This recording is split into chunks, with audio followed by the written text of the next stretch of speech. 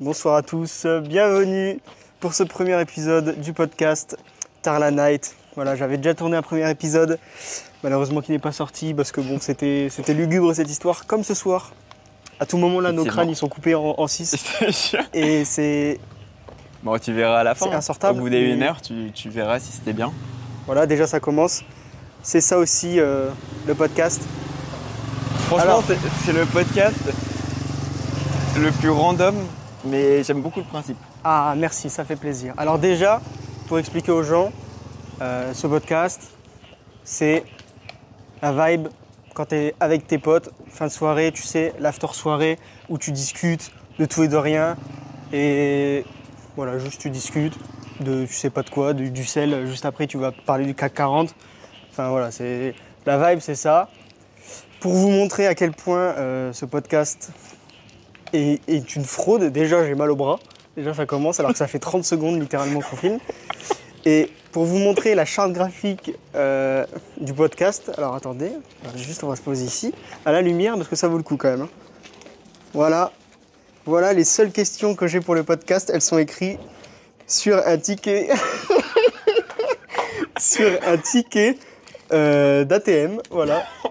Et voilà les seules questions pour le podcast, elles sont ici. Exceptionnel. Voilà, elles sont là. Parfait. Donc c'est bon pour toi? C'est bon pour moi, c'est on bon, fait comme veille, ça. Là t'es calé? Voilà. Donc bah écoute, première question. Est-ce que tu peux te présenter pour nos viewers, mes chers viewers qui ne te connaissent pas? Tu me présentes sous quel nom? Prénom, pseudo, tout ce qui te représente quoi, tout. Okay, on veut tout savoir nous. Ok.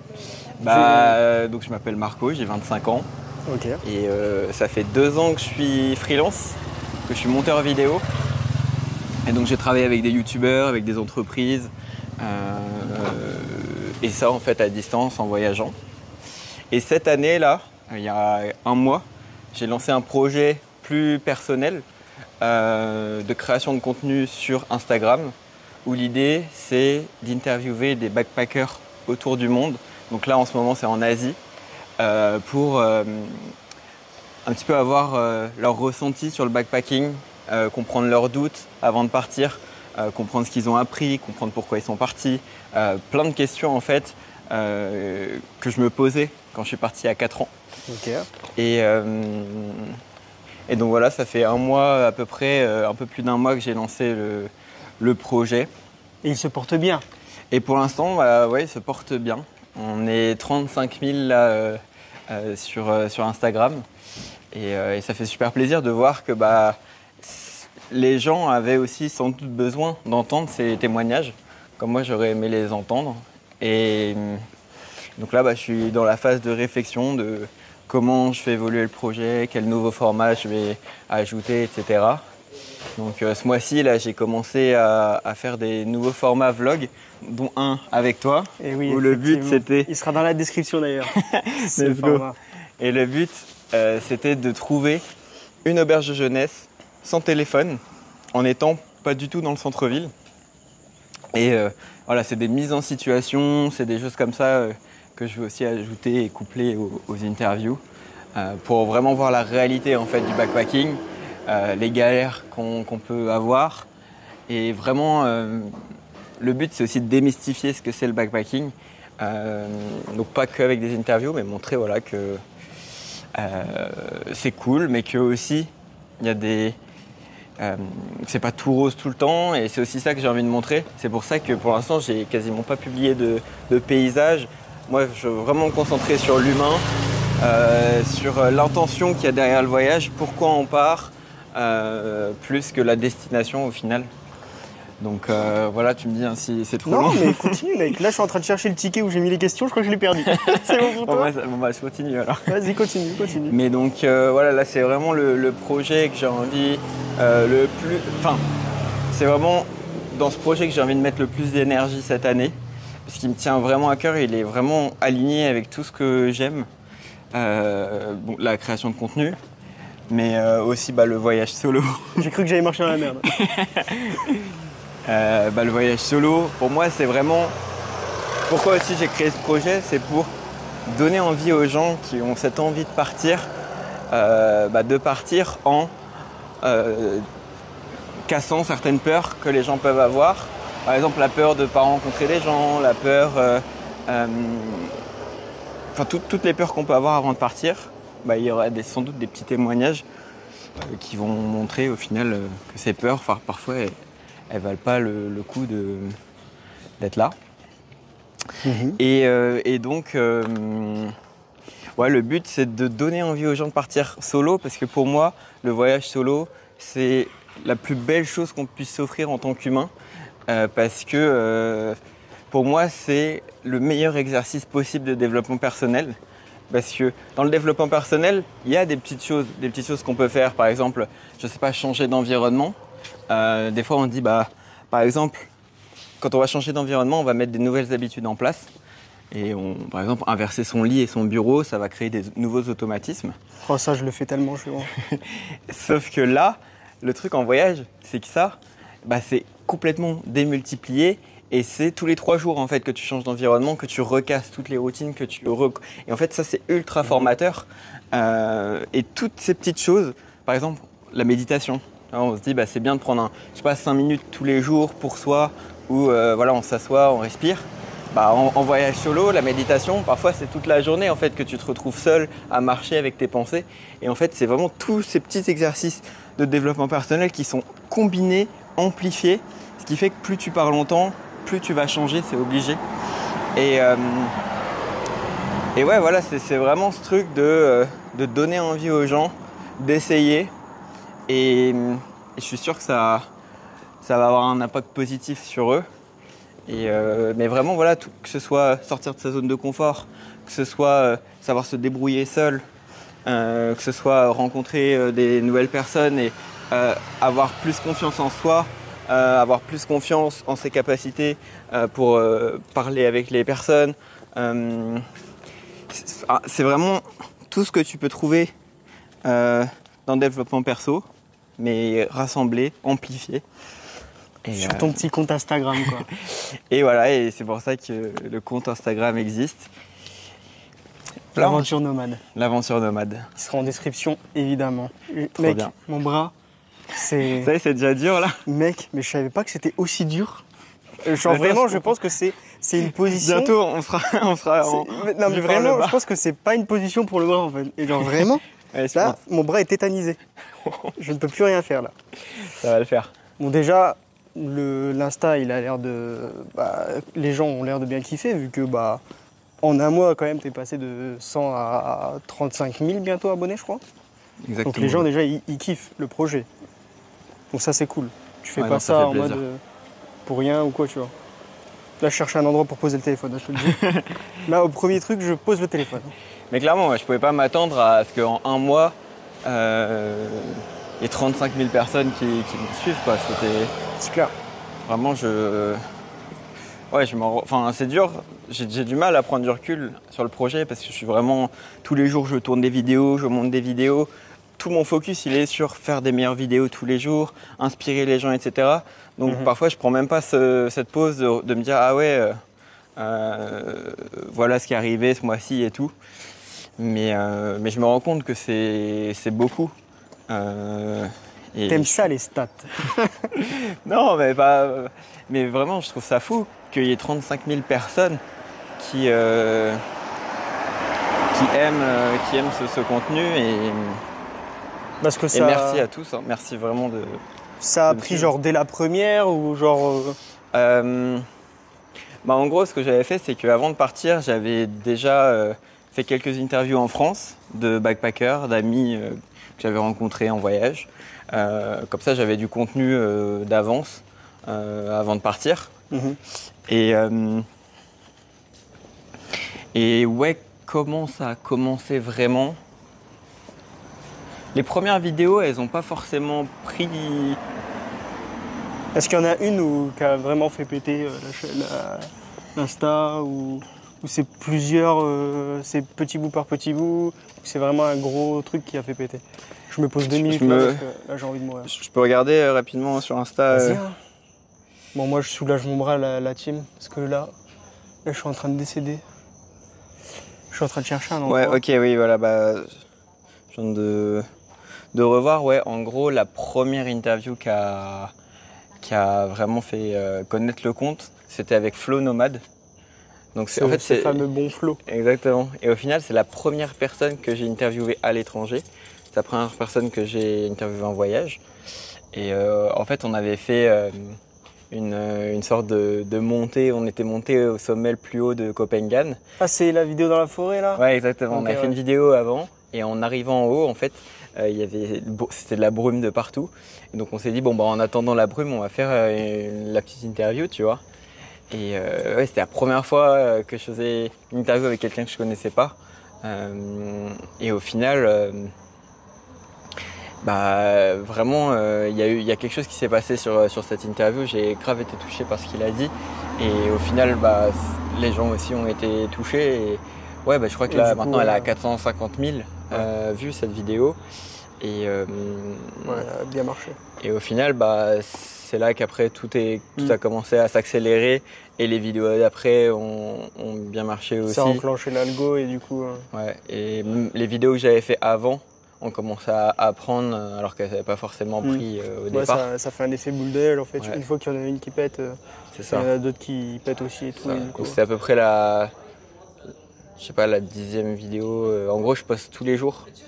Je faisais une vidéo par jour et c'était à peu près ça, ouais. Ouais, donc là, tu t'es chauffé et tu as fait un challenge, du coup, une vidéo, un Reels par jour.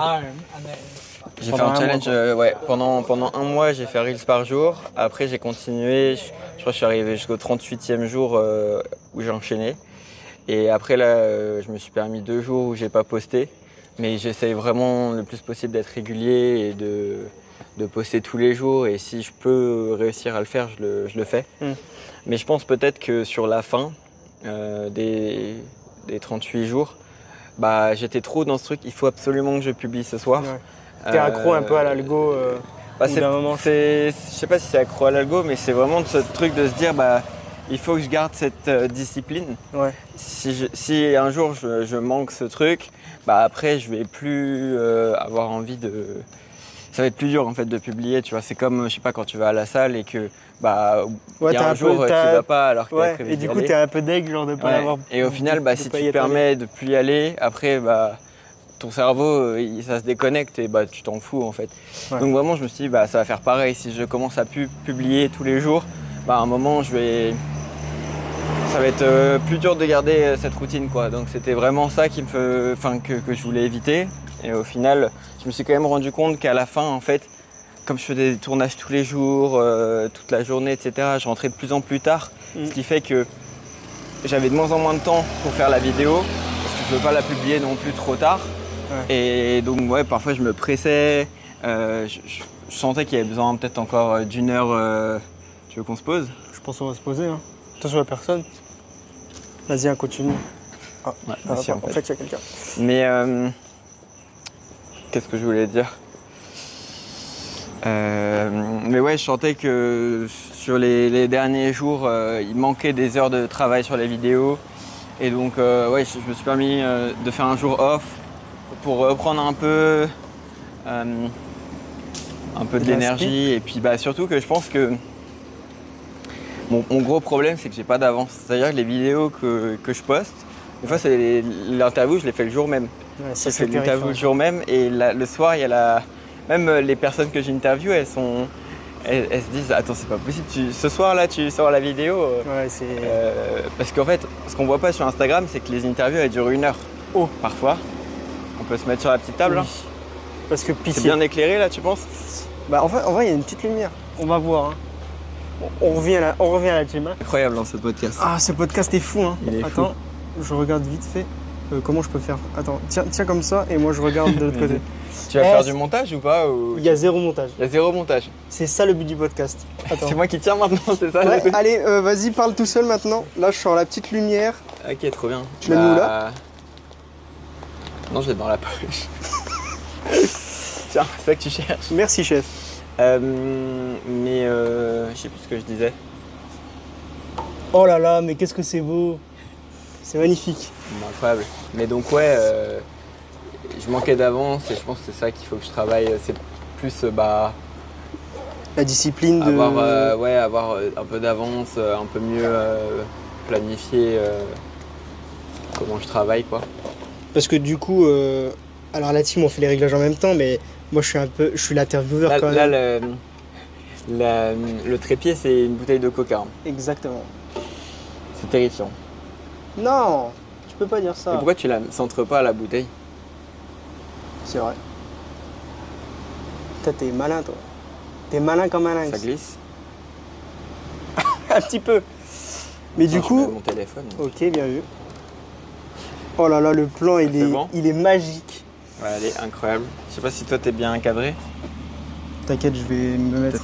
Tu veux pas qu'on tourne un peu? Yo les petits potes. Donc voilà, écoutant. Du coup, t'étais monteur quand même avant de faire ça. Donc du coup, ça fait combien de temps que t'étais monteur, depuis combien de temps à peu près? Ça fait plus de 2 ans. Moi, je dirais que ça fait quasiment 2 ans, 3 mois, je pense. Après, j'avais fait un petit peu de montage avant, mais juste pour moi, avec des potes pour rigoler. Mais vraiment, où j'ai créé mon entreprise, c'était il y a 2 ans. Ok, et c'est quoi qui a fait que t'as voulu te lancer à ton compte ou... Bah, c'est cette histoire de... En gros, moi, j'avais fait une école d'ingé, ça ne m'avait pas forcément plu. Je l'avais plus fait pour... Tu l'as fini ou... Pour mes parents, non, j'avais arrêté au bout de la 3e année. Ouais. Même si ça se passait bien, je sentais que c'était ailleurs qu'il fallait que j'aille. Ok. Et en gros, j'ai quitté l'école, mais j'avais aucun plan. Donc, ce que j'ai fait, c'est que j'ai commencé par un service civique. J'ai un peu bossé dans une ferme. En fait, je plantais des carottes et tout, tu vois, pendant 6 mois. Ça n'avait rien à voir avec ingénieur, tu vois. Et ça m'a permis de gagner un peu de sous. C'était vraiment pas beaucoup, tu vois. Mais les sous que j'ai pu accumuler, en fait, ça m'a permis de financer mon premier voyage solo, tu vois. Okay. Où je suis parti donc il y a 4 ans en Asie, où je me suis dit, je pars pour trouver des réponses, quoi. Je me suis dit, ok, il faut que j'ai envie de savoir ce que je veux faire de ma vie, et en voyage solo, je vais peut-être trouver, tu vois. Et sur le premier, il m'apportait beaucoup de choses, ce voyage, mais pas forcément exactement ce que je voulais faire. Mais par contre, quand je suis reparti la 2e fois en backpack, là c'était en Europe, c'est là en fait qu'il y a eu un tournant où j'ai compris ce que je voulais, parce que en gros, à la fin de mon voyage solo, je reçois un mail en disant c'est un mail en fait, un concours de montage, un concours de storyboard, où l'idée c'était de créer une pub, tu vois. Fallait créer une pub, et moi j'avais jamais fait ça de ma vie, j'étais pas du tout dans le milieu, mais je me suis dit pourquoi pas, ça peut être intéressant. Et donc j'ai appelé un pote qui lui est dans la finance, donc rien à voir aussi, tu vois. Je lui ai dit t'es chaud, on se pose, on se rejoint en Europe là, et pendant une semaine on tryhard et on essaye en bootcamp, on essaye de bosser à fond sur le storyboard. Voilà, tu vois. Et il me dit vas-y, je suis chaud. Ça n'avait aucun sens, hein. Et lui il était pas, je sais plus où il était. Il me dit vas-y, j'arrive. Petit pétage de plomb en direct, quoi. Et vas-y, chaud. Et le lendemain on était ensemble, on était au Monténégro, on s'est pris un petit logement, et je me sens, on regardait des pubs tous les jours. De Apple, Nike, machin, on essayait d'analyser comment les pubs étaient construites, etc. Et on commençait à écrire un plan. Et en fait, nous, à ce moment-là, on avait envie de partir en Islande, tu vois. Parce que nous, on avait fait toute l'Europe de l'Est, et vraiment, l'Islande, ça nous faisait rêver. Et on s'est dit, ça pourrait être marrant de concevoir la pub en Islande.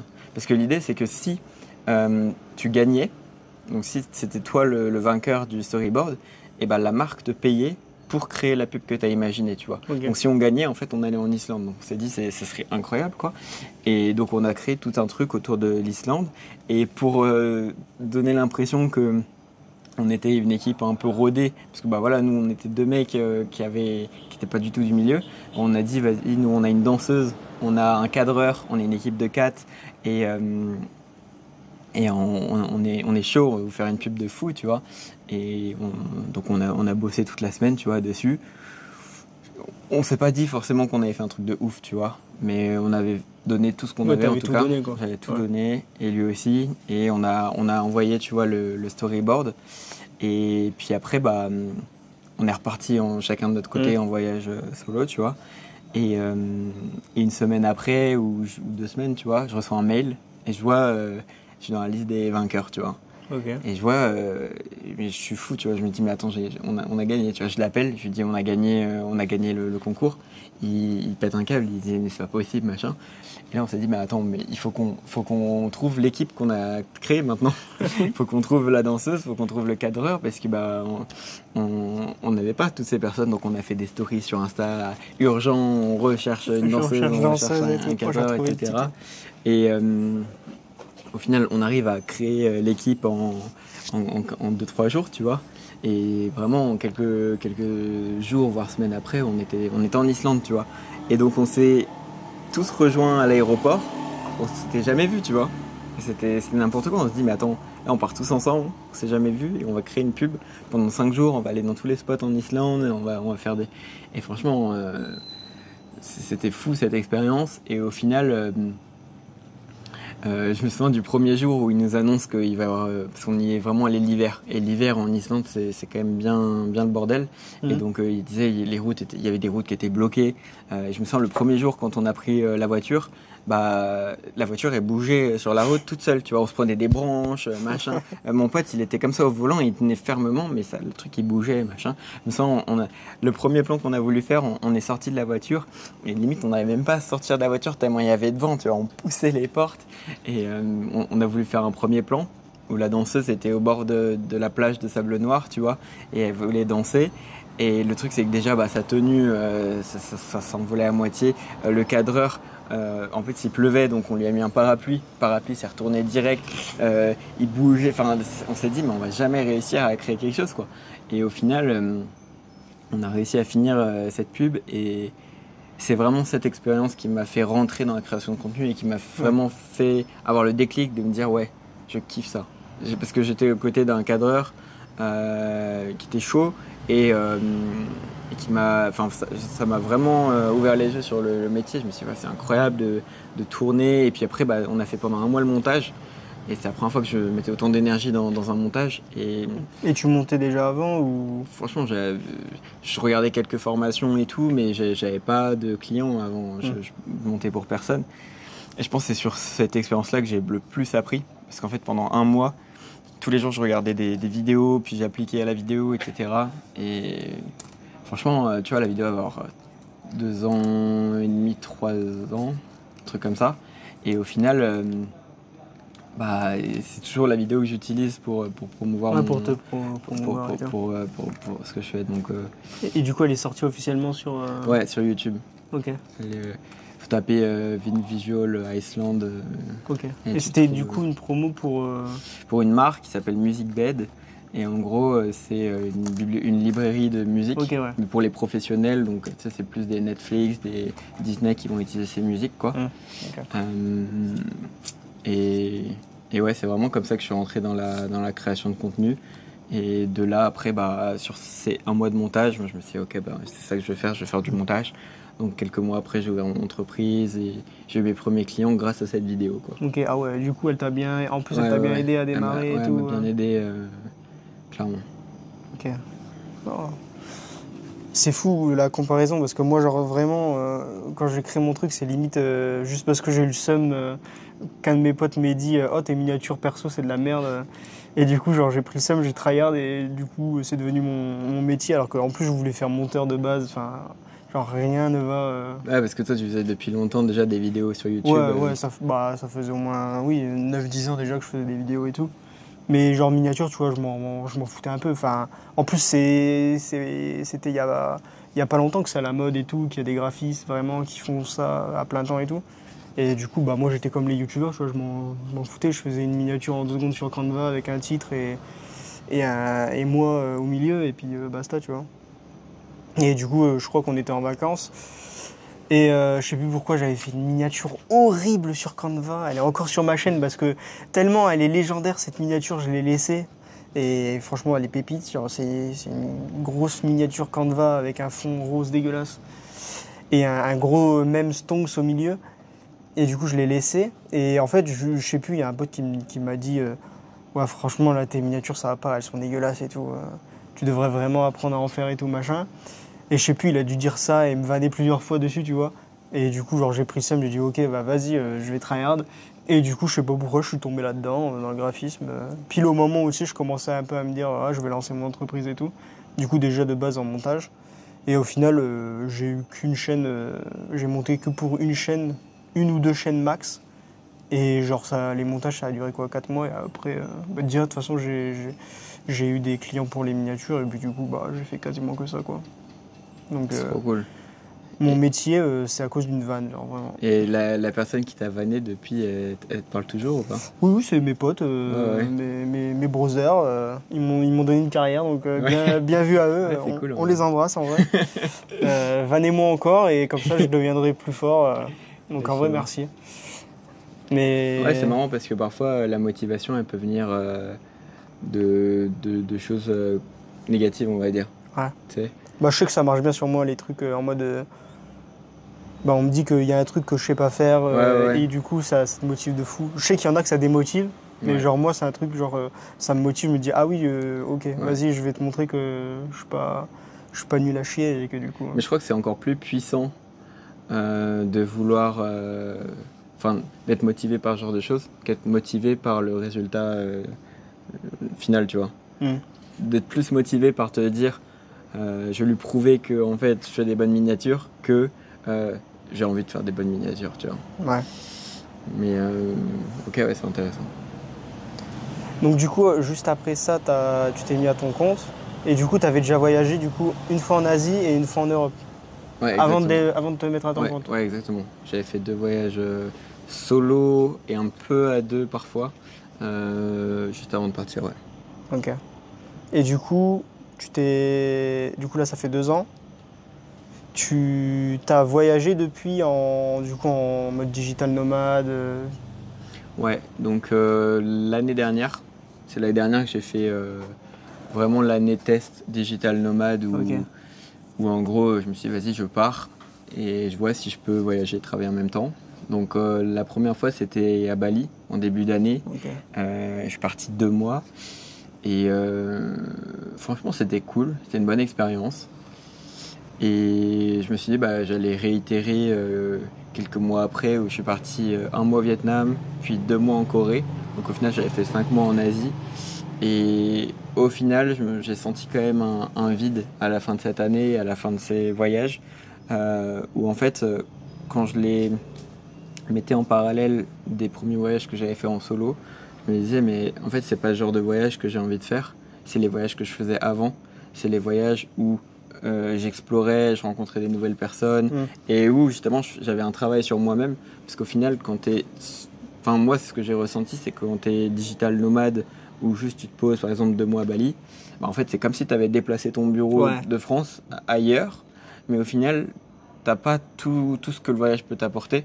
Juste bah, tu es dans un autre lieu, donc tu es dans une autre culture, tu vas Hmm. manger d'autres choses, tu vas avoir un climat différent, etc.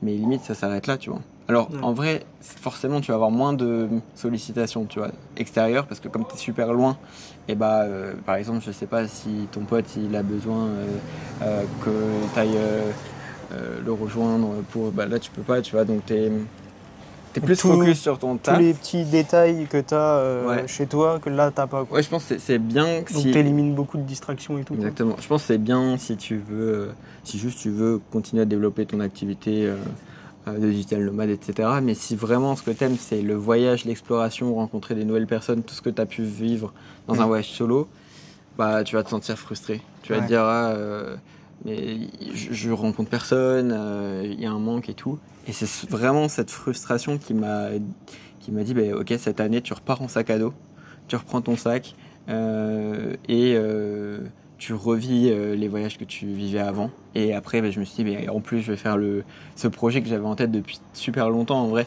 Ça fait très longtemps que je me suis dit peut-être même dès mes premiers voyages je me suis dit, ah, ce serait trop bien que je fasse du contenu sur le voyage solo parce que je trouve que c'est un exercice incroyable.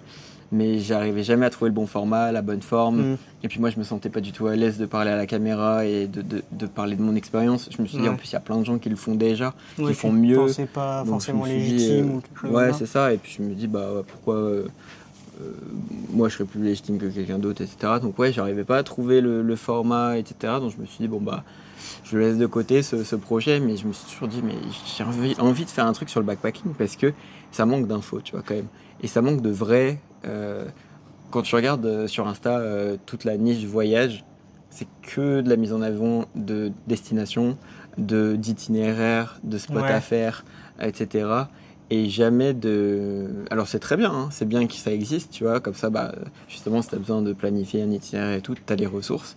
Mais bah, pareil, je me suis dit, bah, je vais pas faire Ouais, comme comme tout le ça, monde. ça existe déjà.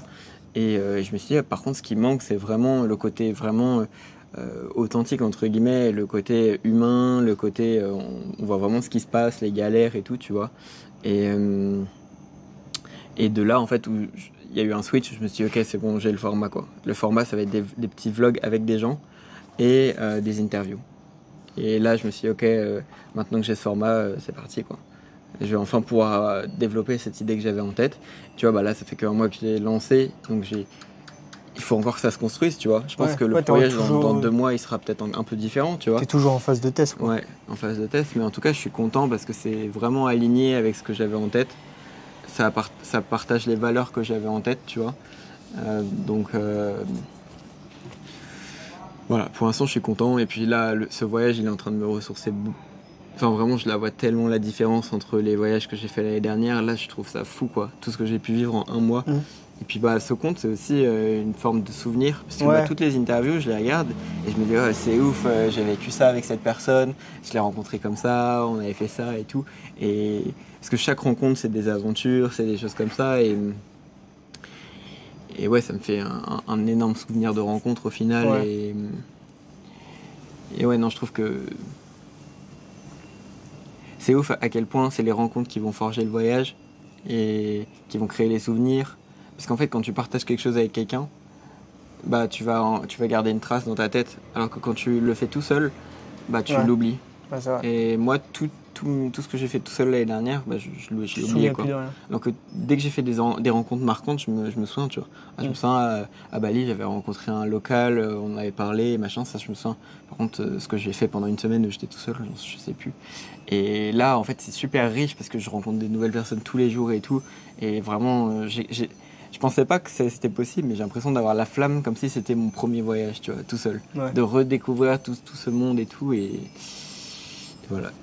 Mais après, du coup, là, t'as quand même ralenti tout ce qui est ton côté pro et tout, montage. Du coup, t'as gardé qu'un client, je crois que tu m'as dit. Ouais. Et du coup, t'as vraiment ralenti parce que je suppose que t'avais beaucoup plus de clients que ça avant et tout. Ouais, exactement. Ouais, bah, j'ai. Ouais, l'année dernière, j'avais des mois où j'avais peut-être 7 clients et tout. Et en fait, c'était. Ouais. C'était le surmenage de fou, quoi. Ouais, voilà, bah, en fait, Ah, tu fais c'était que ça. Tu fais juste, que ça, que tu- ça. ouais. Tu travailles. Et au final, je me suis dit, ok, c'est cool, tu vois. Je gagne de l'argent, je gagne. Enfin, j'ai pas de problème, tu vois. Et puis je me disais, mais c'est bizarre, attends, je gagne bien ma vie, je suis en voyage, je fais ce que j'aime, je travaille avec des gens que j'aime, et pourtant, je suis en énorme manque, tu vois. Et vraiment, c'est là que je me suis rendu compte que c'était pas vers cette direction-là que je voulais partir, cette direction de faire grossir toujours plus, avoir plus de clients, Plus etc. d'argent. Plus d'argent. Je me suis dit, mais en fait, non, c'est avoir moins d'argent, pouvoir développer des trucs que je kiffe à mort. Ouais. Et donc, ouais, cette année-là, je me suis vraiment dit, bah, je vais réduire. Je vais être un peu sur mes économies, du coup. Je vais pouvoir développer ce projet. Et puis, au final, j'ai pas cette frustration de me dire, ah putain, je gagne moins que l'année dernière et tout, faut que je reprenne à fond. Ouais. Non, j'ai l'impression de. T'es pas focus sur l'argent, quoi. Non. Là, je suis plus focus sur ce que j'aime et ce qui va faire qu'à la fin de la journée, je vais être fier de moi, tu vois. Et ouais, pour l'instant, ça me convient bien comme rythme. Donc après, je verrai, tu vois, comment ça évolue. Du coup, tu dirais qu'au début, l'argent, c'était ça la motivation pour. Ouais, je pense. Enfin, la motivation, ça a toujours été faire des beaux montages, etc. Et après, l'argent, en fait, comment on appelle ça? C'est une réponse un peu C'est une au récompense, travail. quoi. C'est une récompense, Ouais. ça vient après, quoi. J'ai jamais cherché l'argent, c'est plus j'ai cherché à faire toujours mieux, à faire en sorte que les clients soient satisfaits et tout. Ouais. Et après, l'argent est venu. Mais c'est vrai qu'il y a certains mois, je me suis dit, ok, un peu en limite testing, je me suis dit, ok, si j'accepte tout ce qu'on me propose, que je fais que ça, qu'est-ce que je peux faire, tu vois, à la fin du mois. Et en fait, déjà, je me suis rendu compte à la fin du mois que c'est pas du tout ça que j'ai envie de vivre. Enfin, c'est du surmenage, quoi. Ouais. Pendant un mois, je fais que ça et vraiment, je me dis, mais j'ai rien vécu, quoi, à part juste travailler et tout. Et je me suis dit, ok. Dormir, bosser et manger. Dormir, quoi. bosser, manger. Et limite, tu sais, c'est des phases où même dormir et manger, ça passe à la trappe des fois, tu vois. Ouais. Et du coup, tu te dis, non, c'est pas vers ça que j'ai envie d'aller. Donc forcément, les mois qui suivent ce genre de phase, je redescends un peu. Et ouais, moi je trouve que là, si l'argent c'est la motivation, c'est pas bon. Je pense que dans tous les cas, dans ces métiers-là, si tu commences pour ça, tu vas pas rester longtemps. Ouais, non, clairement. Et Parce puis tu vas pas apporter ce qu'il faut, quoi. Au bout d'un moment, si t'as pas la passion, ça va vite te faire chier et tu vas vite arrêter. Surtout dans des métiers créatifs comme nous, ça va vite te saouler. Enfin, tu vas faire ça, allez, max 1 an et après t'arrêtes, quoi. Ouais, c'est sûr. Et puis même ça va se sentir en fait. Ouais. Souvent tu les vois, les personnes qui sont monteurs par exemple juste pour l'argent, ça va être une autre approche, etc. Ça va plus, des fois je pense que ça va plus être, tu sais, rentabiliser son temps, plus que se dire limite je m'en fous de faire quelques heures en plus si à la fin la personne elle est contente et moi je suis content du montage que j'ai fait, tu vois. Ouais, non, je pense de toute façon, ouais, donc, comme tu dis, hein, dans ces métiers-là, il faut la passion, il faut aimer ce qu'on fait. Et après, si on aime assez, qu'on veut continuellement s'améliorer, etc., bah, l'argent, ça viendra derrière, quoi. Ouais. Mais moi, de toute façon, là, je suis un peu dans la phase, comme tu as dit, où genre, tu as vraiment plein de clients, tu bosses à fond. Je pense que je suis parti au bon moment en voyage, justement, pour pouvoir réfléchir à ça. Mais je pense que si je serais resté encore 2 mois comme ça, je pense que il y a moyen que je frôlais le burn-out, je pense. Genre, avant de partir, je sentais que là, ça devenait compliqué, tu vois. Donc, je pense que vraiment, je suis parti pile au bon moment. Parce que limite quand je suis arrivé en Thaïlande, genre, je pense que je commençais déjà à y être, tu vois, en burn-out. ouais, Donc, je pense vraiment que j'ai eu chaud à ce niveau-là. ouais, je pense que en vrai, ça arrive vite. Parce que justement, quand les gens commencent à parler de toi, etc., bah, tu commences à avoir beaucoup de demandes. Et quand tu acceptes tout, bah, au final, tu te retrouves. Et vraiment, là, par contre, comment dire, déjà, plus tu as de clients, plus tu fais baisser la qualité de tes rendus, en fait. Parce que tu as moins de temps pour chaque client. Ouais. Du coup, tu bâcles de plus en plus. Et du coup, il y a vraiment ce truc de... à la fin, tu fais même plus parce que tu as envie. C'est juste parce que tu dois le rendre vite. Et en fait, tu sais, tu as de moins en moins de temps pour chaque client. Du coup, tu es de plus en plus dans l'optimisation de ton temps, de ta journée pour pouvoir tout rendre à temps. Et au final, tu mets même plus de créativité dans ce que tu fais. Tu es juste dans la production. Production. Et au final, ça se voit. Et moi, quand j'ai réduit mes clients, bah, j'avais plus de temps pour chaque client. Et au final, je refaisais des montages. Et puis même, ça fonctionnait mieux. Et je mettais plus de temps dedans. Et donc, moi, je pense que moins tu as de clients et mieux c'est, quoi. Deux clients, c'est vraiment 2-3 clients max. Ouais. C'est vraiment cool pour pouvoir gérer ce gage de qualité, en même temps pouvoir assez bien vivre et pouvoir avoir un peu du temps pour soi, c'est important. Moi, je suis tellement dans ça en plus en ce moment. Genre, bon, là, ça va, je commence déjà à faire un peu le tri et tout, mais c'est vrai que c'est compliqué. T'arrives dans un truc vraiment où ça devient de la production, quoi. Ouais. Alors, en plus, t'as l'impression juste t'es un robot, tu fais les trucs pour faire, et genre, alors que de base, tu fais le métier parce que bah, t'aimes bien, c'est créatif, t'es libre et tout, et là, au final, tu te retrouves juste à... Bah, limite, quand j'étais à l'usine, bah, c'est un peu la même chose, en fait. En fait, parfois, tu te sens presque moins libre. Je te jure, c'est vrai. Tu te sens moins libre parce que bah, tu finis par travailler le week-end, tu finis par travailler le soir, tu finis par travailler à des heures où en fait les gens ils travaillent pas normalement, tu vois. Et tu te dis, bah, en fait, tu es en train de te faire avaler par ton propre métier et tu fais que ça, Tu te crées ta propre prison presque des fois, tu te dis. Ouais, Tu es emprisonné et en fait, plus tu acceptes de choses, plus tu as de responsabilités, plus tu peux pas faire machine arrière, quoi. Et en fait, les barreaux, ils se rapprochent de plus en plus. Et ce que tu voulais créer comme un espace de liberté, ça fait l'inverse, quoi. Donc, je pense qu'il y a une zone à pas franchir, mais du coup, tant que t'as pas franchi l'extrême, je pense que tu peux pas savoir ce qui, toi, te va, genre en nombre de clients et tout. Moi, je pense que je l'ai franchi beaucoup de fois l'extrême l'année dernière. Ouais. Où j'avais une vidéo YouTube à rendre toutes les semaines et 2 voire 3 réels par jour.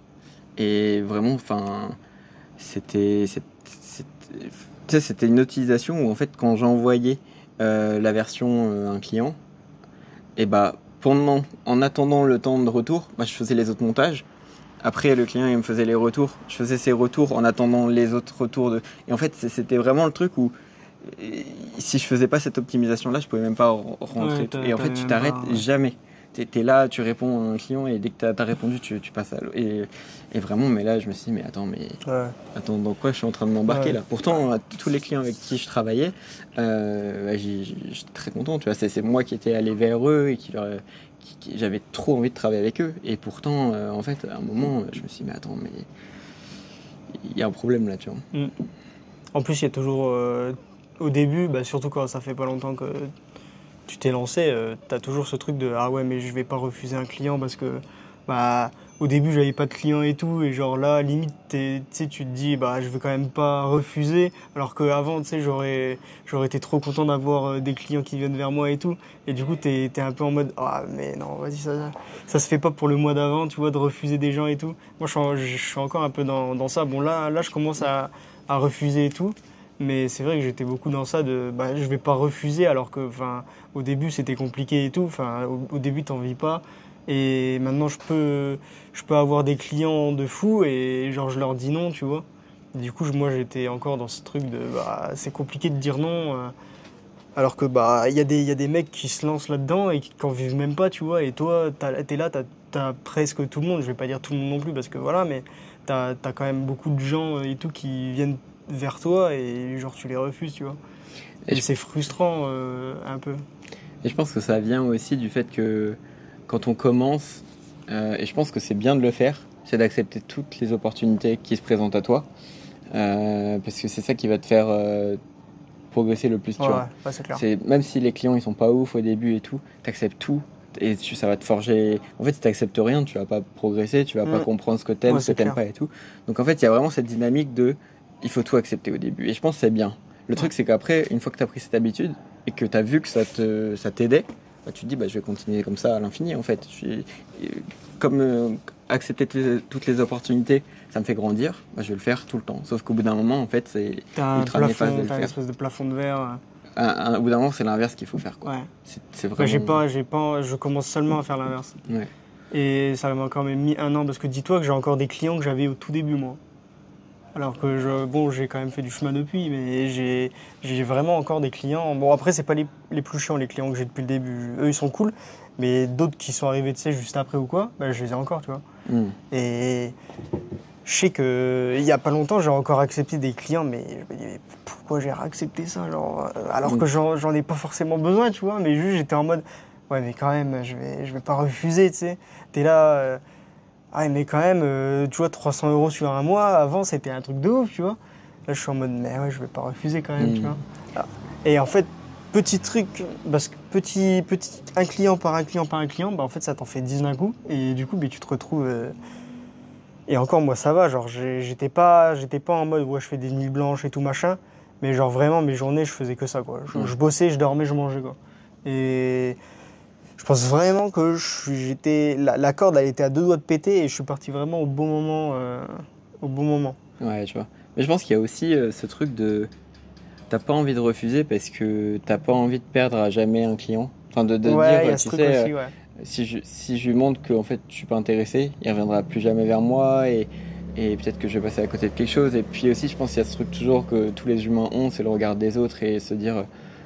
Ouais, mais ça se trouve, il va penser que je suis quelqu'un, tu sais, qui refuse, qui prend les gens. Enfin, je sais pas, tu vois, mais il y a ce truc de se Qui a dire, pris la grosse tête, qui veut plus répondre qu'est-ce qu'il va aux... penser de moi Ouais. si je lui dis non euh, et ouais, il y a ça aussi qui joue. Alors que dans tous les cas, les clients, ils en ont rien à péter de votre vie, hein. En vrai, des gars comme vous ou moi, ils en retrouvent des dizaines, hein, si vraiment. Donc du jour au lendemain, vous pouvez sauter et puis, puis c'est tout, hein. Donc Ouais, partez du vraiment. principe que vraiment, un client ou pas, dans tous les cas, vous êtes remplaçable, hein. Tout le monde est remplaçable. Mais c'est vrai que c'est compliqué de se mettre ça dans le crâne au début, surtout quand t'as. En plus moi. Bah, même toi en vrai, parce que 2 ans de métier, c'est pas beaucoup en soi, dans une carrière, tu vois. Mm. Mais moi, je sais que j'ai 1 an et quelques, 1 an et demi. Mais c'est vrai que c'est compliqué au début de. Bah, surtout quand j'ai pas envie de faire genre en mode tu te la pètes ou quoi, mais en mode quand tu bosses avec déjà des gros noms quand même, bah de prendre alors j'ai pas envie de dire des randoms, tu vois, mais prendre des gens, je sais pas, qui ont des projets bancals ou, enfin, tu vois, des trucs qu'on prenait au début en vrai, genre des chaînes qui ont pas beaucoup d'abonnés ou quoi. Après, en soi, les abonnés, je m'en rappelle, tu vois, si le projet est cool et que le mec a 10 abonnés, la mina, je la fais, tu vois, Mm. j'ai encore fait un truc pour un film il y a pas longtemps. Enfin, si le projet est cool, en soi, que t'aies 10 abonnés ou 10 millions, j'en ai rien à péter, tu vois.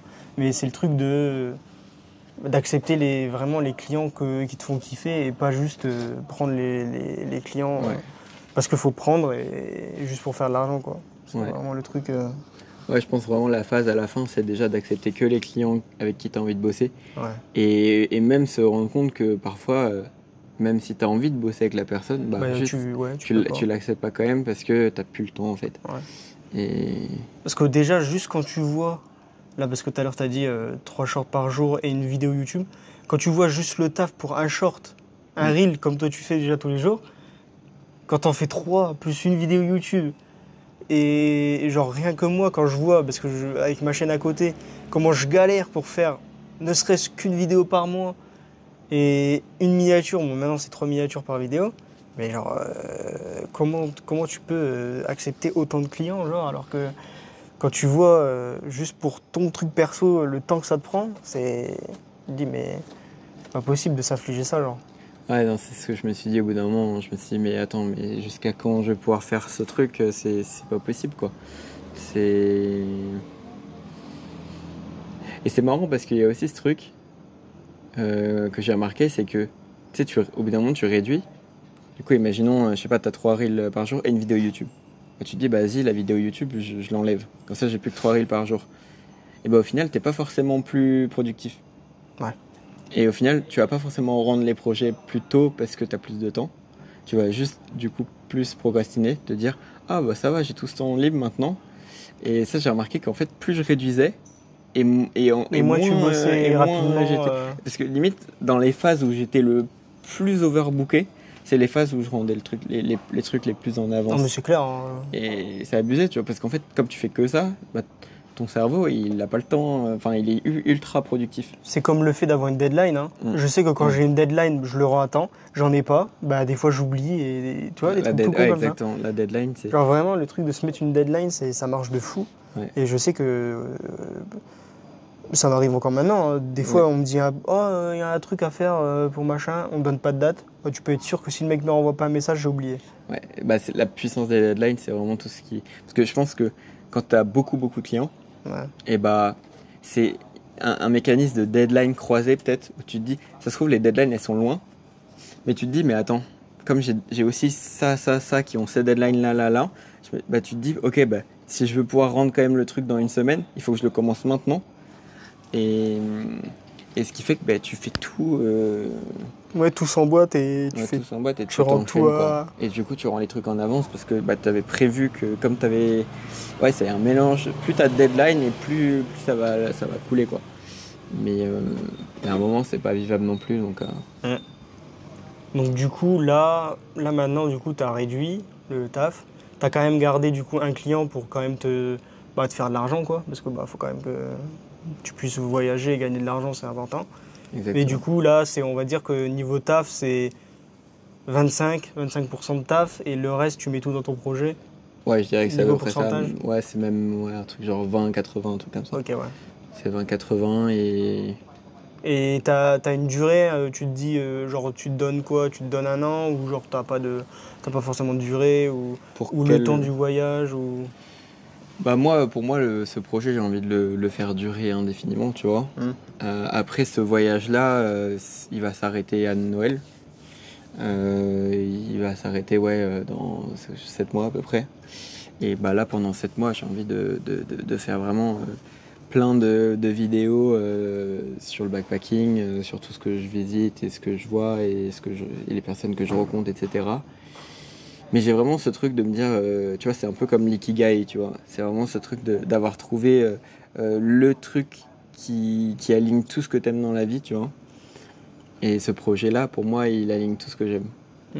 Donc je le vois, enfin c'est vraiment le projet que j'ai envie de mener le plus loin possible et donc ouais là pour l'instant je suis à 20-80 mais si un jour je peux être à 100% et faire que ça, je le ferai quoi. Ok. Ouais, donc là, le projet, c'est réussir à potentiellement, dans le futur, vivre de ton truc à toi. Et... Ouais, bah ça serait incroyable de pouvoir faire ça, hein, mais pour l'instant vraiment mon focus il est vraiment sur créer des vidéos tous les jours. Mes journées c'est vraiment que ça, c'est tourner, monter et analyser, essayer de comprendre ce que j'ai mal fait et comment améliorer toujours plus, toujours mieux mes vidéos. Mais bref, un jour viendra sans doute cette question, tu vois, et ouais, j'ai pas encore bien réfléchi à... Parce que vraiment ce projet, je l'ai pas, tu vois, et je pense que c'est important, c'est ce qu'on disait tout à l'heure, mais il faut vraiment pas que les motivations ce soit l'argent, quoi. Oui, clairement. Donc moi je l'ai vraiment commencé parce que je voulais que ces vidéos existent, quoi. Et après on verra comment ça se profile, tu vois. Pour l'instant le projet il a un mois et une semaine, donc c'est encore très très récent et moi je continue à... C'est dans l'œuf pour l'instant. C'est ça. Ok. Écoute, ça tombe bien, j'ai une petite question qui a un bon rapport avec sur mon papier. Tu te vois où dans 10 ans? Ah oui. Et oui mon gars, parce que aujourd'hui on a tourné une interview. C'est lui qui m'a interviewé. Mais là, moi je suis en mode interview. Et vu que t'as pas... Si, Est-ce que t'as fait une interview déjà? Une interview de... Parce que t'as dit que t'avais fait un podcast.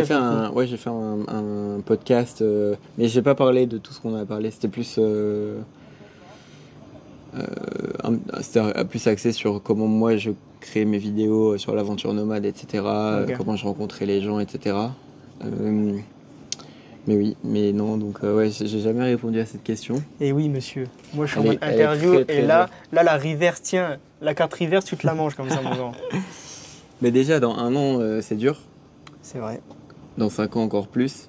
Et dans 10 ans? Dans 10 ans, c'est le néant. Vraiment, moi, comme je vois en plus à quel point ma vie, elle peut prendre des virages que j'aurais jamais pu imaginer en quelques mois. Mais dans 10 ans, c'est impossible de savoir. Après... Ou qu'est-ce que... qu'est-ce que tu imaginerais vouloir dans 10 ans ou sur le long terme ou tu vois, quelque chose comme ça? Dans 10 ans, j'aurai quel âge? J'aurai 35 ans. Hey, putain, ça fait mal au fion, ça. J'aurai 25 ans aussi, frère. 35 du coup. Ouais, 35 ans, ouais. Putain, ça fait mal. 35 ans, je pense sans doute que je serai quand même plus posé. Tu dirais que là, tu te vois voyager encore comme ça, combien de temps je sais pas encore. Mais sans doute qu'au bout de 10 ans, je sais pas dans quel pays je serai, tu vois, mais je serai sans doute plus dans une optique de ralentir un peu, tu vois, de peut-être commencer à réfléchir à des projets de famille, tout ça, tu vois. Après, franchement, je sais pas, tu vois. Franchement, tout peut arriver, tu vois. Mais ouais, peut-être qu'à 35 ans, je serais plus dans une réflexion de ok, je vais peut-être me poser un peu, tu vois. Parce que pour l'instant, c'est pas du tout mes plans de me poser et je me suis jamais vraiment posé. Et du coup, à un moment, ça va venir cette envie, tu vois. Mais Il va pas rester devant le frérot là. il y a J'ai moyen. l'impression qu'il reste devant là. Mais au final, ouais, toi, tu sais, dans 10 Moi ans. dans 10 ans. Dans 10 ans déjà j'espère que j'aurai percé. C'est juste ça. Ma seule motif c'est ça. Et que je serai stock, c'est tout. Après le reste, Hassoul en vrai. On verra. Dans 10 ans, ouais. Putain, 35 ans en vrai. 35 ans, ouais, c'est loin. Hein. On sait pas, et même, j'ai envie de dire, on sait pas Et j'ai pas envie de savoir non plus. où on sera le monde dans 10 ans. Parce que le monde, il évolue tellement vite. Tu vois, les pandémies, les choses comme ça. Il peut se passer tellement de choses dans le monde en 10 ans que franchement, je sais même pas dans quelle position on sera pour construire quelque chose. Non, c'est trop compliqué. Et la pandémie, en vrai, ça t'a reboosté à revoyager ou ça, genre, tu l'as bien vécu ou... La pandémie, j'ai travaillé pendant la pandémie pour refaire de l'argent pour pouvoir repartir. Et à ce moment-là, j'étais pas freelance, quoi. Ouais. Je bossais. Les carottes et tout, là, les plantations? Non, là j'avais fait de l'intérim. Ok, J'avais ah oui, bossé. la fameuse intérim, on connaît, Ouais. ça aussi. J'avais bossé en intérim pendant plusieurs mois, enfin pendant 7 mois, un truc comme ça, tu vois. Et après, une fois que j'ai arrêté, je suis parti en voyage. Attends, c'était ça là? Oui, c'est ça. Oui, du coup, je suis parti en Europe. Le fameux voyage où après je suis parti en Islande. Et le voyage d'Europe, c'était combien de temps? C'était 4 mois à peu près. 4 mois en Europe. Et c'était un peu encore pendant le Covid. Du coup, je me souviens, on portait des masques et tout pendant notre voyage. Et en fait, moi, j'avais pris l'Interrail. Tu sais, c'est un pass qui te permet de pouvoir prendre le train partout en Europe. Et en fait, il fonctionnait pas à cause du Covid. J'avais payé le pass et il marchait pas. Un petit flop alors? Ouais, un gros flop. Donc, je crois que ça coûte cher en plus. Et j'avais réussi à me faire rembourser, mais que de 80%. En 80% ça va, tu pourrais te faire rembourser que 30 en vrai. Ouais. Après, non, mais je veux dire, il était inutilisable, tu vois. C'est pas comme si. Enfin, je sais plus, ça se trouve c'était 100%. Je ne sais plus exactement. Est-ce que tu as des conseils pour des jeunes voyageurs? Mais des conseils backpacking ou qui sont digital jamais nomade partis et les deux en vrai. Les deux, tiens, les deux. Comme ça va te faire répondre un peu.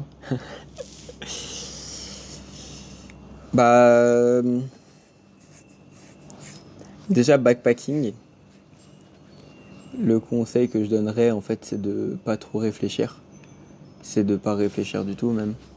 Si tu as l'envie au fond de toi de partir depuis longtemps en plus, et que tu le fais pas parce que tu sais pas comment les autres vont réagir, ou parce que tu as peur de pas faire des rencontres, tu as peur de plein de petites peurs au final, juste prends ton billet, fais ton sac. Déjà, fais ton sac à dos. C'est-à-dire là, si prendre le billet c'est encore trop dur, fais au moins ton sac. Prépare-le, mais vraiment comme si tu partais dans 1 heure. Et vraiment déjà avoir son sac de prêt, ça va débloquer grave quelque chose. Ça va être beaucoup plus simple de partir d'un coup comme ça. Et moi, par exemple, mon sac il était prêt depuis 1 mois là déjà, avant que je parte. Comme ça, je me disais, dès que je pourrais partir, je pars, quoi. Et ça débloque complètement. Et après, c'est presque répéter les conseils des gens qui ont donné des conseils dans les vidéos que j'ai postées, mais c'est pas écouter les gens qui te disent ça c'est dangereux, ne pars pas, etc. C'est juste, ils te transmettent leur propre peur, tu vois. Et au final. Alors qu'un mec qui a voyagé, jamais il va te dire ça. C'est ça. En fait, souvent, c'est des personnes qui n'ont pas voyagé qui te transmettent leur peur. Parce que, justement, si elles n'ont pas voyagé, c'est peut-être aussi qu'elles avaient peur. Voilà. Et puis après, non, c'est vraiment pas trop réfléchir. Pas trop planifier aussi. c'est juste prendre un billet aller simple, pas de retour. J'avoue. Prenez juste une nuit au moins quand vous arrivez le premier jour. Ouais, voilà, allez, une nuit. Une nuit, allez, Une petite nuit. nuit. Regardez vite fait s'il y a besoin d'un visa ou quoi, machin, mais franchement, Et après, c'est la rue. après, pas de plan d'itinéraire, rien, et c'est comme ça que vous allez le plus kiffer votre voyage. C'est vraiment sans plan. Sans plan, plus dans le manque de confort. Les auberges de jeunesse, vraiment aller dans des auberges, etc. Et après, donc pour un digital nomade qui veut partir, bah là, je pense que... Tester le backpack aussi, Ouais, pourquoi pas tester le backpack. dans un premier temps, Pour voir ce que c'est au moins. Ouais, tester le backpack. Et puis sinon, ouais, je pense que... en fait, ça dépend du profil du voyageur, ça dépend à quel point son entreprise est aboutie ou pas, s'il y a beaucoup de travail, machin. Mais je pense que c'est quand même bien déjà de voyager ultra slow en digital nomade. Presque un mois. Comme moi j'avais fait, au final j'avais fait 2 mois à Bali, 1 mois au Vietnam, 2 mois en Corée. Et par exemple les 2 mois en Corée, j'avais fait 1 mois à Séoul, 1 mois à Busan. Et vraiment par 1 mois, je trouve que c'est cool. 1 mois dans une ville, 1 mois dans une ville. C'est cool en mode digital nomade. Moi, c'est justement à cause de ça que je me suis dit, ok, je repars en mode je bouge plus. Mais je trouve qu'un mois, c'est bien. 1 mois par ville. Se poser, se prendre un logement, un coworking.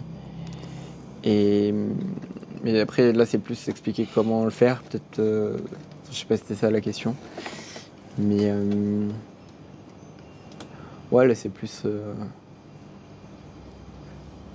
Je pense qu'il faut un peu plus organiser son voyage quand on part en digital nomade. Mais après, ça dépend, tu vois. Est-ce que c'est mi-digital nomade, mi-backpacker? Là, je considère que je suis un peu ça, tu vois. Je suis un mix des deux. Parce que je fais des montages tous les jours et tout, quand même, tu vois. Donc j'ai besoin d'un endroit pour bosser aussi. Mais je suis quand même plus en mode backpack, où là, je vais dans les auberges de jeunesse, je rencontre des gens et tout. Avec une couette Hello Kitty, etc. Donc... ouais, quand t'as un mélange des deux, 2 semaines, 2 semaines, c'est bien. Quand t'es que digital nomade, 1 mois, c'est bien.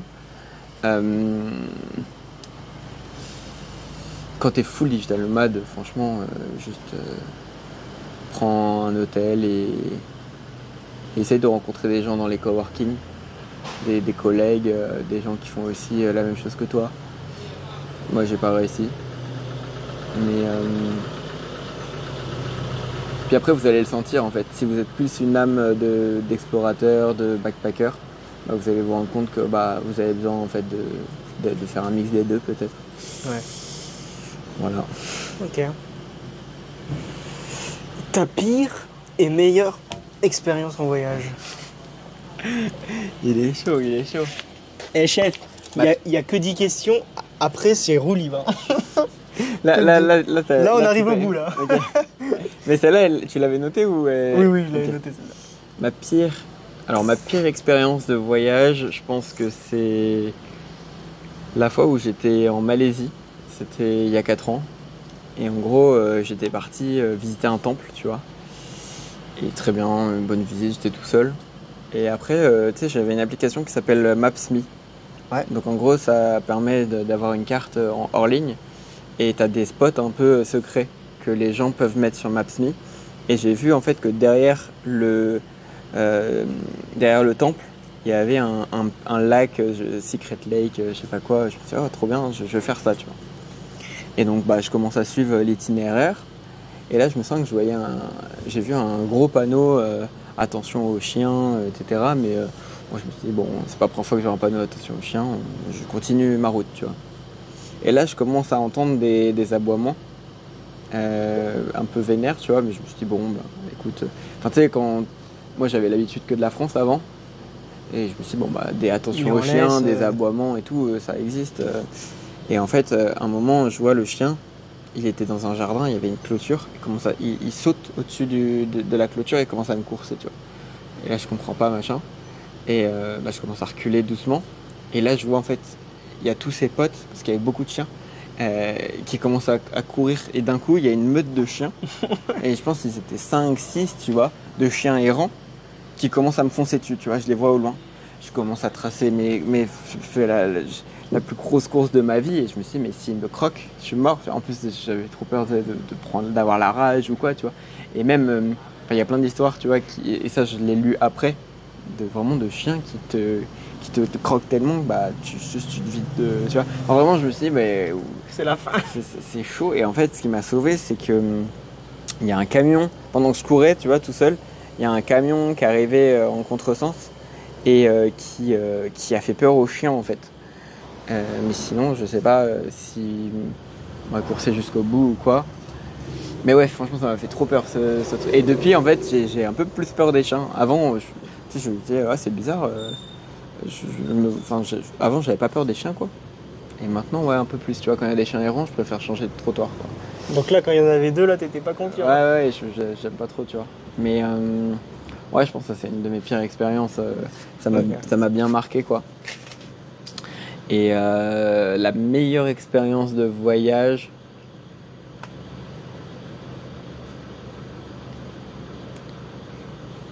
franchement, j'ai envie de dire ce mois-ci, quoi, tu vois. Mais Le mois banger. ce mois-ci, vraiment, pour moi, c'est en train de me faire vivre un voyage de fou. Le projet, le projet en lui-même, c'est ma meilleure expérience de voyage, je pense. Ouais, juste déjà ça, le projet, c'est... C'est incroyable. Parce que dans mes anciens voyages, je rencontrais pas autant de monde. Et puis surtout, le fait d'interviewer des personnes, ça me fait vraiment me connecter à fond avec les valeurs des... Parce que c'est pas des questions que tu poses comme ça quand tu rencontres des backpackers. Souvent, bah, tu te dis, ouais, tu t'as fait quoi comme voyage, t'es allé où, machin, ouais. etc. Mais tu demandes pas, ça a été quoi ta plus grande peur avant de partir ou des trucs comme ça, tu vois. Et en fait, le fait que je rentre un peu dans la tête des backpackers et que ça me connecte vraiment, enfin vraiment ça me nourrit à chaque interview et vraiment ça crée des connexions super fortes et ouais non franchement c'est un peu la réponse facile là, j'ai pas beaucoup cherché mais pour moi la meilleure expérience c'est cette année quoi, c'est ce voyage là. Et c'est pas fini. Et c'est que le début, je me dis, Mais j'avoue que c'est que le début pour il y toi a en 7 plus. mois après qui continue. Et ouais, je suis sûr que ce sera le plus beau voyage. Ouais. C'est beau, chef. C'est beau ce que tu me dis là. J'ai encore une petite question sur ma note là. Et après, c'est fini là. Après, c'est roue libre. Ok. Je te dis, il n'y a plus rien. Est-ce que tu as appris une grande leçon au voyage? Et ouais, mon gars. T'as vu les questions de fou? Ça y est, il est Et après, chaud, par contre, il n'y a plus rien. après, c'est poubelle là. Après, La c'est. poubelle là. Après, c'est roue libre, hein, chef. Ah, je me rends compte, c'est pas facile, hein. Bah oui, tu vois. C'est dur. Tu hein. vois quand on bégaye quand tu poses une question. Ouais, Tu non, vois je ce que comprends. c'est? Ouais, clairement. Voilà. Là, ça te montre un peu. Quand on est pris au dépourvu, quand tu nous poses Ouais, des questions, c'est tard dur. Socrate. Bah voilà Non, comment c'est c'est. dur. hein. Je pense à quel point on se complique la vie dans notre quotidien habituel. À quel point il y a tellement de choses qui vont nous stresser, tellement de choses qui vont Qui sont super nous embêter, etc. Et au final, ces choses-là, bah, en voyage, elles te stressent pas, elles t'embêtent pas. Et ouais, en fait, je crois que tu te rends compte vraiment déjà que vivre simplement, c'est très bien. Je pense que revenir à l'essentiel, c'est vraiment ce truc de revenir à l'essentiel, tu vois. C'est un voyage, bah, juste c'est rencontrer des gens, manger, dormir. C'est vraiment les besoins de base, plus le social. En fait, et l'exploration.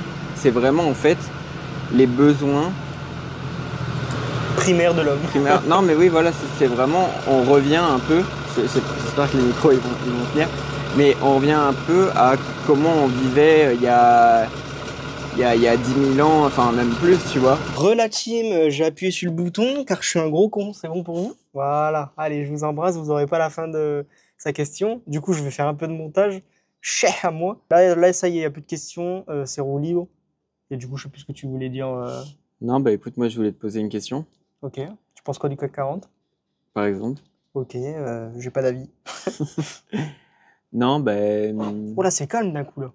ouais, bah, Spiel, quand on voulait. Ouais, bon, Là, c'est Tard la Night là. là c'est Là, tard c'est là. Là l'après-soirée. c'est l'après-soirée. Là, Là c'est là, c'est le l'après-foot moment là. là. Voilà, là, exactement.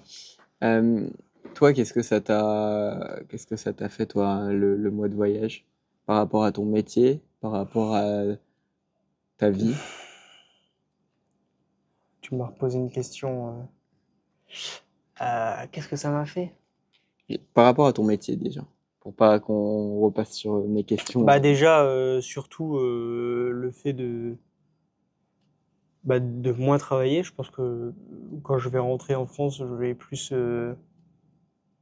focus mes projets perso, tu vois. En fait, en plus, le pire, c'est que vraiment, genre, j'ai fait mon taf pour avoir du temps pour pouvoir avoir mes projets, tu vois. Et en fait, j'ai vu que ça a bien marché direct. Bah, je me suis enfermé dans la boucle bah, je vais pas refuser des gens parce que, bah, au début, j'avais personne. Et au final, bah, boule de neige, et au final, bah, tu fais que travailler. Bon, du coup, voilà, je vais pas répéter ça, mais du coup, c'est vrai que par rapport à mon taf, plus chill, moins bosser, quitte à moins gagner d'argent, mais pouvoir même réinvestir dans mes projets, du temps, de l'argent s'il faut. Et ouais, plus focus mes projets, mais vraiment, genre tu sais, sur une longue période, en mode je me dis, vas-y, là, je me donne un an où vraiment je charbonne à fond. Genre, je sais pas, je fais une vidéo YouTube toutes les semaines, je fais des shorts Reels tous les jours, enfin, tu vois. Un truc où je me dis vraiment full productif, mais que pour moi, pas pour des gens. Mais c'est vrai que c'est Ouais, parce que compliqué. je pense que ce qui est frustrant en tant que freelance, c'est, moi je me suis rendu compte de ça aussi. Je pense que on dit on est notre propre patron, mais je trouve que ça ressemble quand même pas mal au salariat. Juste, tu peux travailler quand tu veux, Petit où tu salariat veux, déguisé. ouais, mais au final, bah, tu travailles quand même pour quelqu'un. Et c'est lui qui te dit ce qu'il veut. Et ça ressemble, enfin pour moi, ça ressemble à du salariat, juste En fait, avec des horaires flexibles, quoi. pour moi, c'est l'entre-deux, tu vois. C'est la demi-liberté, en Hmm. mode. Genre, il y a plusieurs paliers de liberté. Genre, pour moi, il y a le CDI. Après, je critique pas les gens qui sont en CDI, tu vois. Chacun fait ce qu'il veut. Mais c'est par rapport à moi, tu vois. Et pour moi, genre, ça, c'était l'entre-deux. Ça veut dire, bah là, j'ai un peu de liberté. J'ai encore des patrons. Théoriquement, j'ai encore des patrons parce que je bosse pour des gens, tu vois. Mais le Graal suprême, c'est genre être en freelance, mais bosser que pour moi. Et là, vraiment, là, t'as full liberté Là, et oui. tu fais les trucs pour toi. Si demain, je sais pas, j'ai envie de me casser 4 jours dans la jungle, faire une vidéo où je dors dans la forêt pendant 4 jours, tu vois, je peux parce que bah y a personne qui va me dire quelque chose, tu vois. Bon, déjà là, personne me dit rien, mais il y a quand même ce truc mental de t'as des trucs à rendre.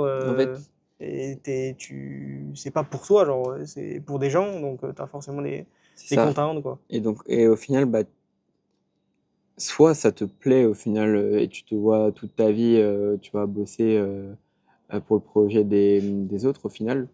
Et juste parce que bah, toi, t'aimes bien être dans le bac et juste apporter ta créativité et ton expertise pour aider quelqu'un, tu vois, un projet qui te tient à cœur. Bon, ça a toujours été ça, tu vois. Mais au bout d'un moment, il y a certaines personnes qui se rendent compte que elles ont envie de mettre leurs efforts dans un projet qu'elles ont créé, tu vois.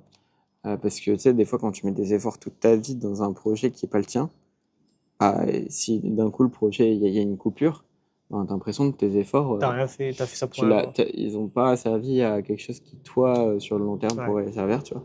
Donc il y a quand même parfois cette frustration-là de se dire, bah, j'aimerais bien mettre toutes mes compétences dans un projet qui me tient à cœur.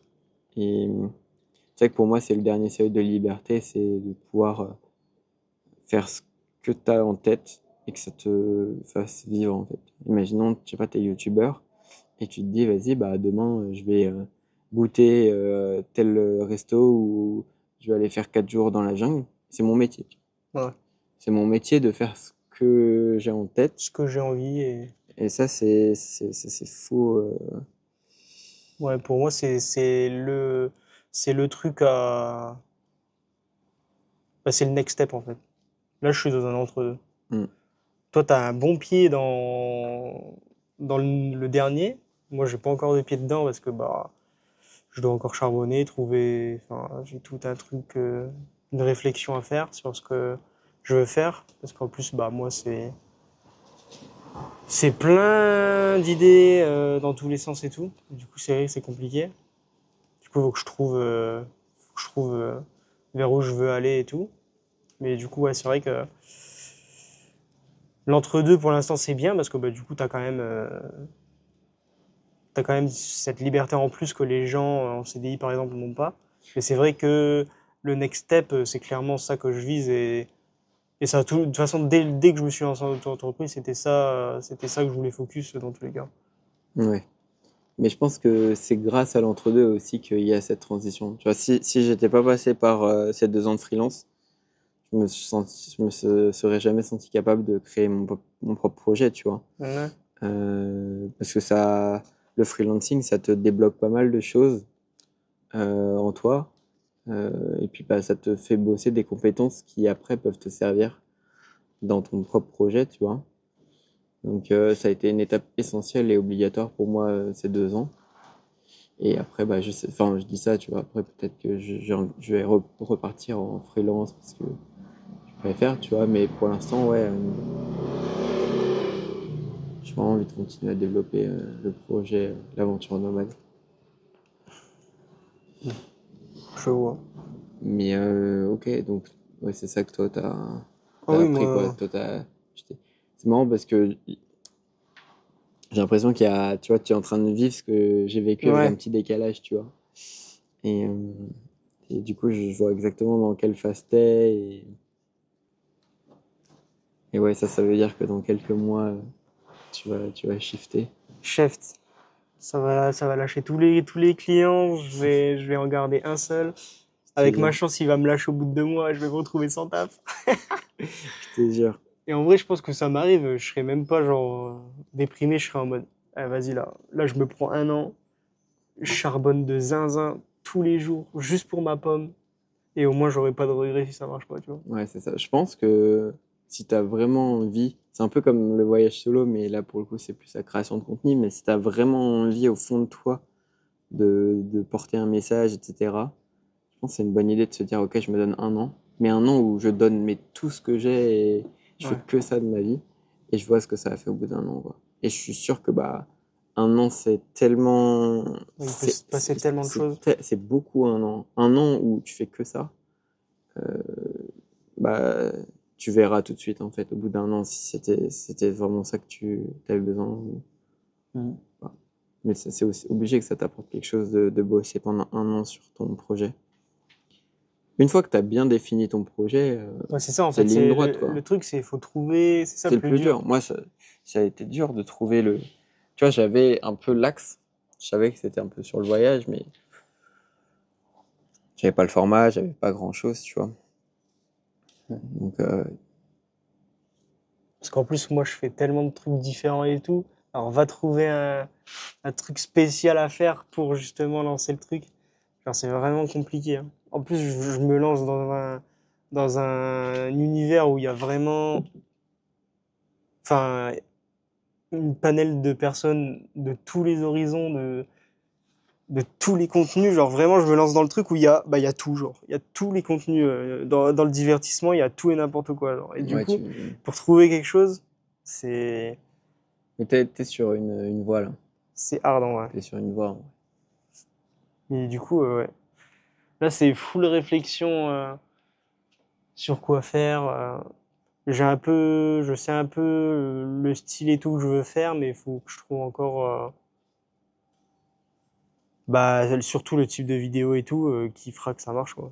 Surtout ça à trouver. Et après, une fois que ça je l'ai, bah, demain, si j'ai envie d'aller faire 48 heures dans la forêt, je peux, tu vois. Et puis C'est ça, en fait, c'est trouver son ikigai, quoi. C'est ce que toi t'aimes, mais ce que les gens ont besoin de voir. et ce pourquoi tu es bon, et tout ça mélangé, et au final, parce que tu peux faire quelque chose que tu aimes et où tu es bon, mais si personne ne veut voir ça, bah, personne ne verra ça, tu vois. Et c'est vraiment réussir À lier les deux. à lier tout, quoi. Les 4 gros piliers, et si tu arrives à trouver ça, après c'est tellement plus facile. C'est direction En fait, Squeezie, là. En fait, le plus dur, c'est de trouver son objectif. Après, une fois que tu as un objectif, c'est trop simple. Tu vois, imaginons, ton objectif, c'est monter l'Everest. Une fois que tu l'as, l'objectif, tu décomposes. Tu décomposes, tu dis, OK, si cette date-là, je veux monter l'Everest, bah, cette date-là, il faut que je puisse monter ça, et puis et au final, tu sais ce que tu dois faire tous les jours pour atteindre l'objectif. Si t'as pas d'objectif, c'est impossible. Tu peux faire des pas tous les jours, mais vers quoi? Vers les 10 millions d'abonnés, en vrai. Chef. Tranquille, hein? Ouais, Go 10 millions, hein. ouais, mais je sais pas si l'objectif est Non, mais assez. l'objectif des chiffres, c'est bizarre, en vrai. Ouais. Je pense. Ouais, celui-là, il Je pense est. qu'il faut Non, mais il faut viser un d'abord, truc, il faut d'abord. juste viser genre un truc genre, bah, je sais pas, avoir une audience de personnes qui te suivent, tu vois, un truc comme ça. Déjà, c'est bien. Ouais. Parce que les chiffres, c'est bien, mais ça fait pas tout non plus. Tu peux avoir 10 millions d'abonnés et qui sont carre le fion de toi, tu vois. Alors que tu peux en avoir 30 000 bah, qui suivent tes trucs, qui t'envoient des messages, qui t'écrivent, enfin, et qui sont une petite commu cool, tu vois. Donc en vrai, Oui, non, je pense que c'est pas. Je pense pas qu'il faille définir un nombre d'abonnés, tu vois, ou quoi. C'est plus définir un message. un objectif. Un message. Qu'est-ce que tu veux faire? Est-ce que tu veux divertir les gens? Est-ce que tu veux inspirer les gens? Est-ce que tu veux faire apprendre des choses aux gens? Et après, dans quelle niche? Est-ce que tu veux apprendre des choses aux gens dans le monde du fitness? Est-ce que tu veux inspirer les gens dans le monde du jeu vidéo? Enfin, après, tu vois, Il y a c'est plein trouver l'axe, le domaine, le format. Et une fois que tu as tout trouvé, Bon, ça va, je sais, mais c'est juste trouver mon style. puis après, bah, c'est faire les vidéos, quoi. Et Ouais. pas attendre le moment où tu. C'est comme pour le voyage solo. Il n'y a jamais de moment où tu seras 100% prêt. Ouais. Si tu attends le moment où tu es prêt, tu pars jamais. Bah là, c'est pareil. Si tu attends le moment où ton projet il est ultra clair, tu commences jamais. Moi, quand j'ai commencé, il n'était pas clair. Et là, il est toujours pas complètement clair, tu vois. Toujours bancal le Mais projet. chaque vidéo, chaque jour qui passe, ça devient de plus en plus concret, précis. Et en fait, c'est en créant, en faisant que tu sais ce que t'aimes pas. Donc, faut vraiment, faut pas trop réfléchir. Faut réfléchir un petit peu pour se donner un axe. Et après, faut bosser, quoi. Ouais, c'est comme tout, hein. Tu te lances dans l'inconnu et tu vois. Ouais. Comme les gens là, qui se tapent une déterre et qui font une vidéo par mois ou pendant 30 jours du coup, ou des reels pendant 30 jours, et juste tu testes masse truc et tu vois ce que t'aimes bien faire, ce que les gens aiment bien, des trucs comme ça. Ouais, je pense que c'est un des meilleurs exercices parce que j'ai entendu beaucoup de fois ça de Ouais, il y a beaucoup de gens qui font. faire un reel par jour pendant 30 jours. C'est vraiment ça qui va te donner enfin qui va vraiment te répondre à toutes les questions que tu te poses, quoi. Mm. Et qui va te. Enfin ouais, non, vraiment c'est un très bon exercice, je pense, de faire ça. Ça veut dire que je vais devoir faire ça, hein. Faut que tu fasses ça, obligé, hein. Je vais devoir faire ça, chef, hein, tous les jours. Non. C'est dur, hein, franchement. Il y a Ça, des jours où ouais, 100%, oui, je m'en doute. il y a des jours où c'est facile. Tu sais ce que tu veux poster, tu as envie de le monter. Il y a des jours, bah, comme tout le monde, des jours où elle est dure la journée et tu as juste envie de rester au lit, rien faire. Et non, bah, tu dois avoir publié le soir et Ce podcast, il est fabuleux et terrifiant à la fois. il est fabuleux et terrifiant. On Je l'a sais. commencé en marchant dans les rues. Et là, On est il y a là, une bouteille de coca qui tient mon verre. Il y a il une y a coupure rien- parce il y a que rien- j'ai éteint le micro. il y a rien qui va, mais c'est exceptionnel. Là, franchement, la DA, elle est respectée. Mais c'est la DA de la chaîne, là. Tard la night, il est tard la night, il est quoi? Il est 2 heures Il est passées, 2 heures et non? quelques. Il est 3 heures. Il est 3 heures. Non, mais J'ai tu sais que 25 minutes de marche. demain, moi, j'ai une interview et tout. Tranquille, tu te diras, j'ai fait une interview avec Léo le Zozo, et ça, c'est exceptionnel.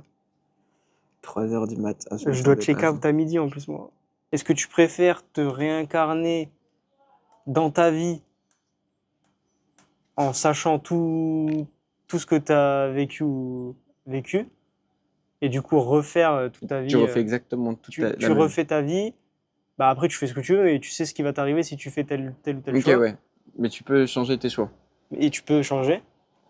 Ou alors tu redémarres une nouvelle vie, mais vraiment de A à Z, genre parents, famille, tu reset tout, genre. Ouais, moi, je pense que je refais la même vie, hein. Tu refais la même. Le problème, c'est que, je sais pas, imaginons, tu te dis, ah ouais, tu vas voir à 6 ans, tu vas avoir peur de ça, il faut pas faire ça. Bah, ça se trouve, juste ce changement, il va faire que toutes les choses qui sont passées après se passeront pas, du coup. Et au final, à partir du moment où tu as fait ce changement à un certain âge, bah, tu es en train de commencer une nouvelle vie, quoi. Mais après, tu as quand même toutes les connaissances de la vie que t'as Ouais. déjà faite, quoi. Ouais, non, je pense que c'est quand même bien. Et toi? Non, je pense je revis la même vie. Ouais. Je pense quand même qu'on a eu de la chance Ouais, de bien naître sûr. dans un pays quand même relativement safe, Pour moi, comparé à d'autres. moi j'aime bien ce truc de dire que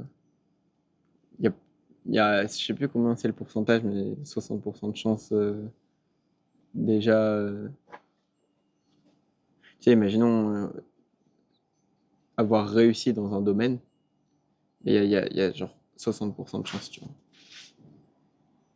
Parce que bah, t'es tel. Je sais pas, imaginons le voyage.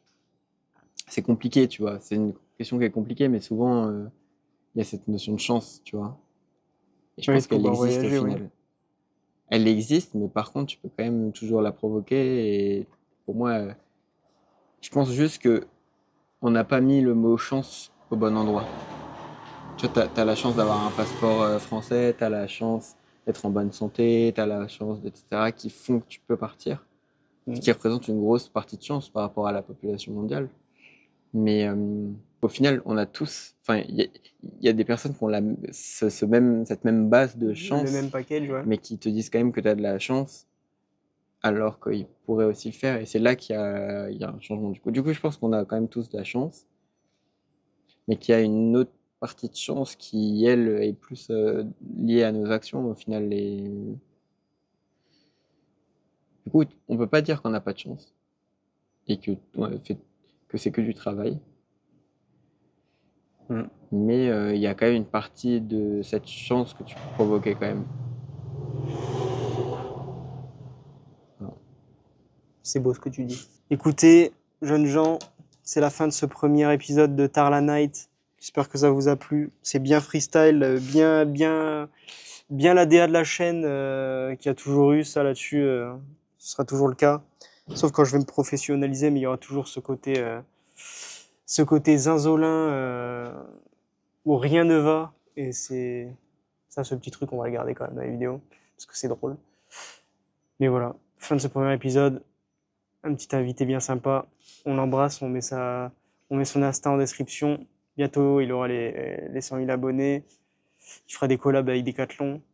Et voilà, hein. Puis c'est tout. On espère. Est-ce Bah, que tu écoute, as un merci. petit conseil ou un petit truc à leur dire?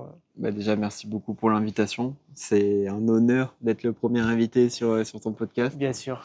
Et franchement, les conditions sont lugubres. Et c'est ça qui est beau, quoi. C'est-à-dire on s'est posé dans un coin de rue, on s'est dit, bon, en fait, on a nulle part où aller, donc on va marcher.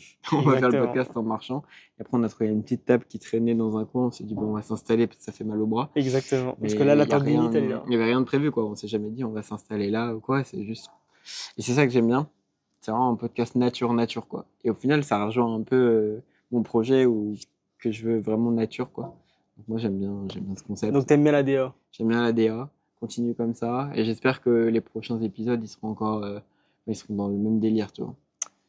Je vais y veiller personnellement. Très Il y aura bien. toujours Ce sera jamais en mode dans un studio ou un truc comme ça.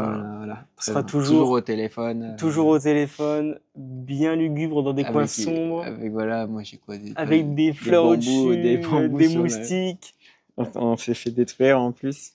Et voilà, bah écoutez la team, je vous souhaite une bonne soirée, une bonne journée quand vous regardez ça. Et voilà, hein, à bientôt. On vous embrasse et ciao. Hein. Ciao. L'aventure nomade. Allez-y l'équipe.